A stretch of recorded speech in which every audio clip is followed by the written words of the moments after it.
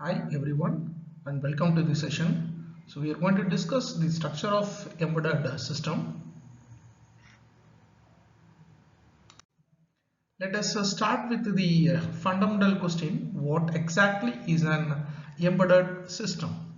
Right? Simply put, it is a computational system that integrates both hardware and software to perform a specific dedicated task. Unlike a general purpose computer like a laptop, an embedded system is developed for a particular reason.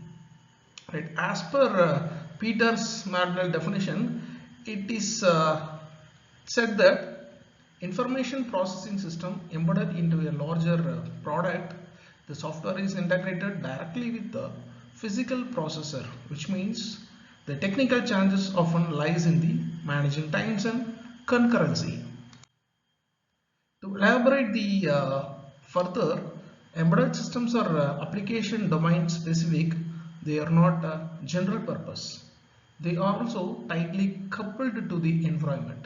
This means the environment dictates how the system must behave. An embedded system cannot simply wait, it must respond to the environment inputs immediately.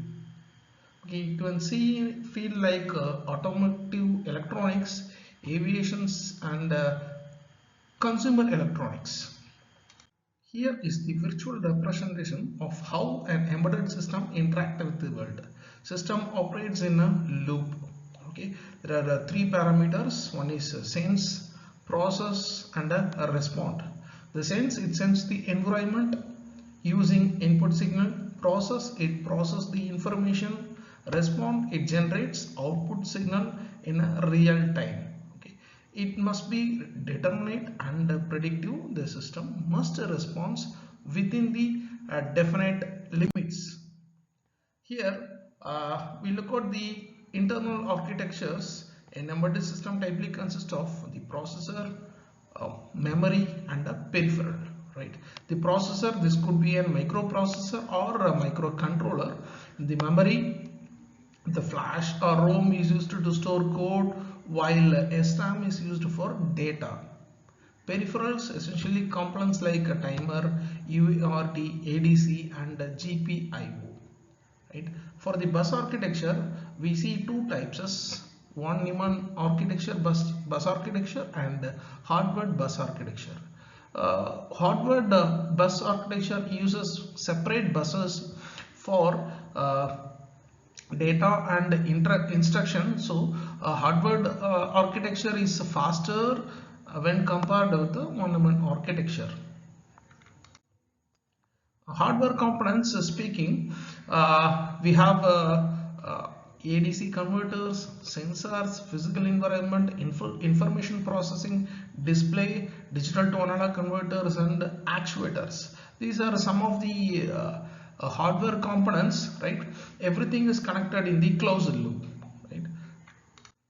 Okay. Comes to sensor, the sensor act as a input components in the embedded system, right? It will convert physical data into an electric signal. Analog to digital converter, since processing speeds digital, ADC converts the analog sensor signal into the digital signal, right? And the processor, this is the brain of the system. It processes the input based upon the software instructions. Memory stores the software and the data.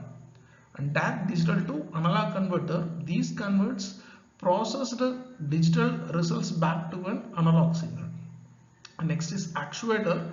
Finally, these are the components that take action. They convert the electric signal into the mechanical motion, allowing the system to physically affect its environment. Okay, this is a typical system, embedded system organization. We can see CPU, actuators. Again, it's a feedback given to a sensor. You have analog to digital converters, right? And memory, FPG or ASIC, human interface, diagnostic tools and auxiliary systems. Example, power cooling. Examples of embedded system. First we can see consumer electronics. Embedded systems are everywhere. In consumer electronics, you can interact with them daily. Common examples include washing machines, microwaves, as well as video electronics like digital camera. Automotive electronics is another example, right?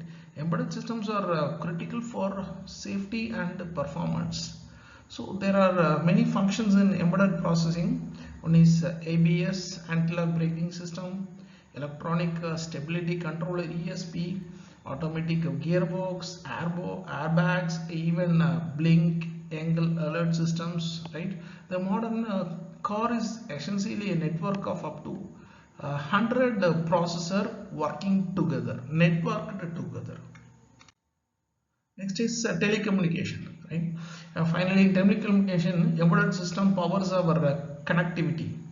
These includes mobile phones, wireless LANs, specialized closed loop system used by police, ambulance and rescue staffs for critical communication.